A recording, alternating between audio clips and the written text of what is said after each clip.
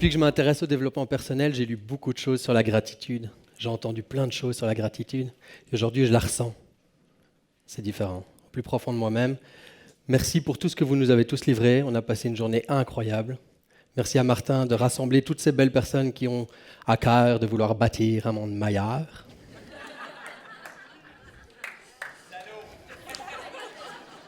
Et merci à mon amour Sandrine qui m'accompagne sur ce chemin avec force et courage, qui est bienveillante, je t'aime. Et Sandrine et moi, nous avons fait 2 beaux petits garçons, je trouve. Le plus petit s'appelle Édouard, il a 4 ans. Puis on en a un peu plus grande, 7 ans, Charles. Déjà 7 ans. Moi, j'adore le moment du coucher le soir. Vous savez, ce moment où je peux leur raconter des histoires et puis on joue un peu au lion avec ses lionceaux, on se roule dans le lit, on se chatouille. Ça dégouline d'amour, moi j'adore ça. Je les fais parfois pleurer tellement j'exagère, et alors je me fais engueuler, mais c'est pas grave, on s'aime.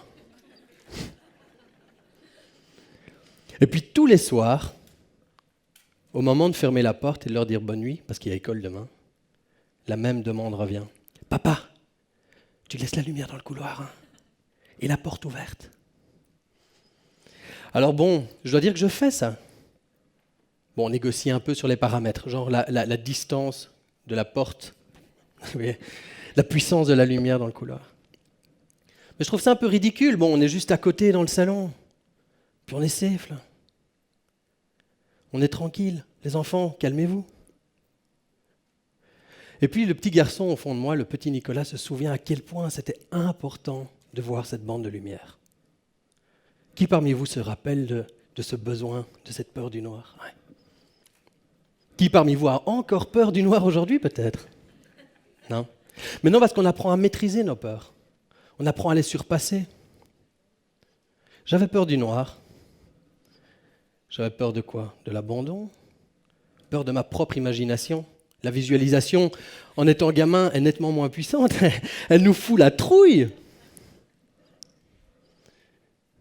Quand j'étais petit, j'étais un gamin assez fragile.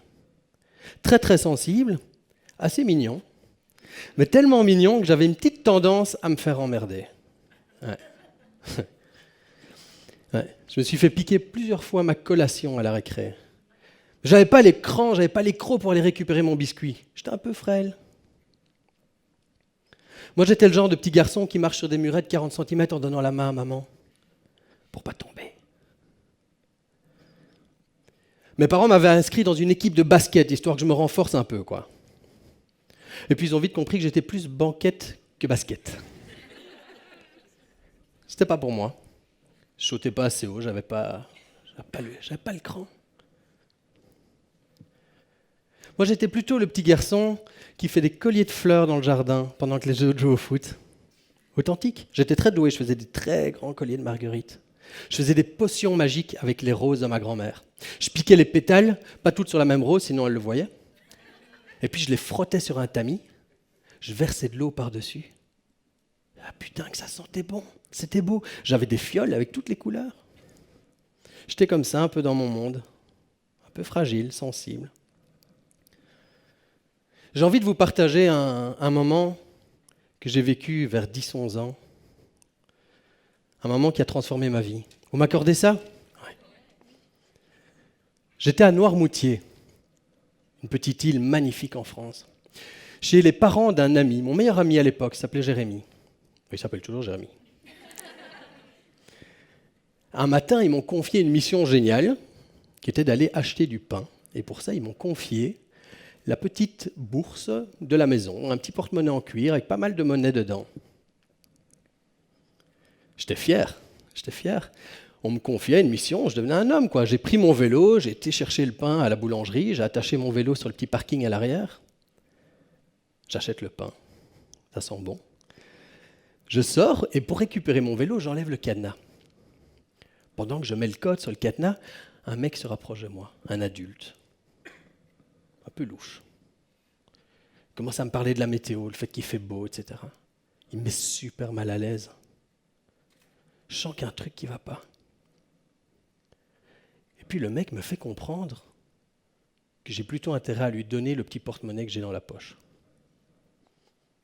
Je suis un peu terrorisé, je sors le porte-monnaie, à la limite, je ne comprends pas. Je me dis, peut-être qu'il veut me mettre des sous dedans, pour que j'achète plus de pain, je ne sais pas.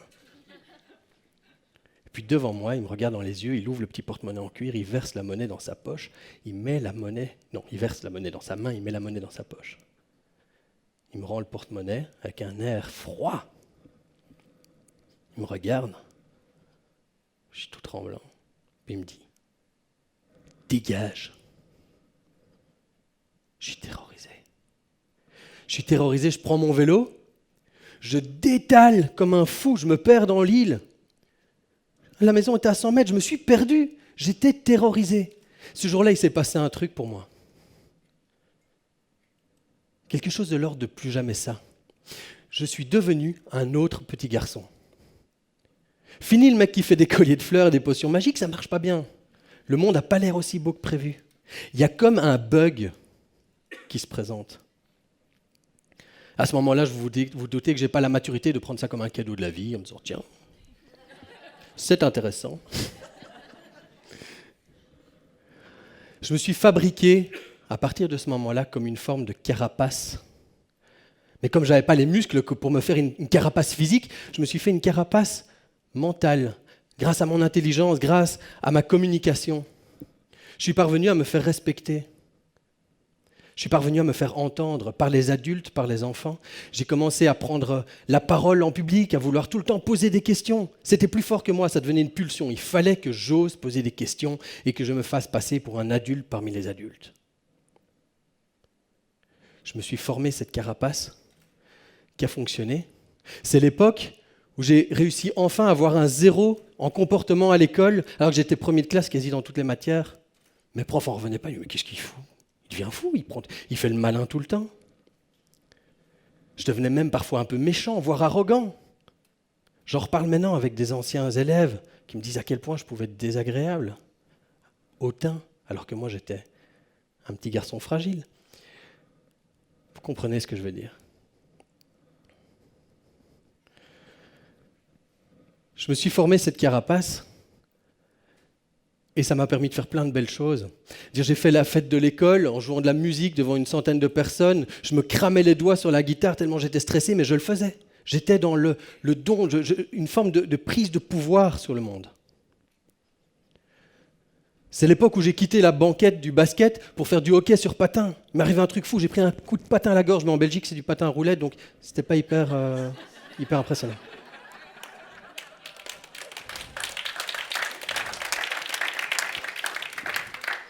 Le petit garçon qui avait peur des murs de 40 cm, il s'est mis à faire du saut en parachute. Une fois pour voir ce que c'est, et puis 2 fois pour être sûr que j'avais vraiment bien la trouille au moment où l'avion ouvre la porte et où il faut se lancer dans le vide et passer à travers un nuage. Putain que c'était bon. Putain que c'est bon. Et aujourd'hui, je suis là devant vous, et j'ai toujours la trouille. J'ai toujours la trouille. Il y a 2 ans, j'ai décidé de quitter mon emploi, en même temps que Sandrine, pour créer la vie de nos rêves, devenir entrepreneur, infopreneur à succès. Une histoire de fou, je regrette pour rien au monde. Je suis en recherche de liberté, mais je suis angoissé. J'ai vu un film récemment de Woody Allen dans lequel il dit « L'angoisse, c'est le vertige de la liberté ». Ça a comme résonné. L'angoisse, c'est le vertige de la liberté. Aujourd'hui, oui, je suis libre de faire ce que je veux. Je suis libre de rencontrer des gens extraordinaires comme vous, mais je ne suis pas libre de toutes mes peurs. Pas encore. Le petit garçon, je l'ai mis de côté, je l'ai caché au monde. Ça me permet de faire plein de trucs, mais si c'est pour rester angoissé, à quoi bon ? J'ai comme l'impression aujourd'hui qu'il est peut-être temps d'aller revisiter ce petit garçon, de le laisser refaire quelques potions magiques, de l'accueillir, pas de le cacher. Et aujourd'hui, c'est une opportunité extraordinaire de pouvoir me livrer comme ça face à vous, parce que je pense que nous avons tous un petit enfant intérieur qui ne demande qu'à s'exprimer, à être revisité. Je préfère lui donner la main et l'aider à devenir grand, plutôt que de lui dire « Casse-toi, on ne peut pas te voir, on va te piquer tes sous, on va te piquer ta collation. » Reste. Aujourd'hui, je le prends avec moi sur scène, je lui donne la main et j'ai envie de le faire grandir. Carl Jung, célèbre psychiatre, a dit, il a dit plein de trucs, mais il a dit aussi, qu'est-ce qu'il a dit encore ? Il a dit que on ne devient pas lumineux en regardant la lumière, mais en plongeant dans son obscurité. La question n'est pas d'être parfait. La question, c'est d'être complet. Je suis curieux de découvrir les petits garçons et les petites filles qui sont en chacun de vous, vraiment. Venez me les présenter. Présentez-les au monde. Parce que j'ai l'intime conviction aujourd'hui que notre lumière à tous, c'est en étant complet qu'on pourra l'offrir au monde. Je vous remercie.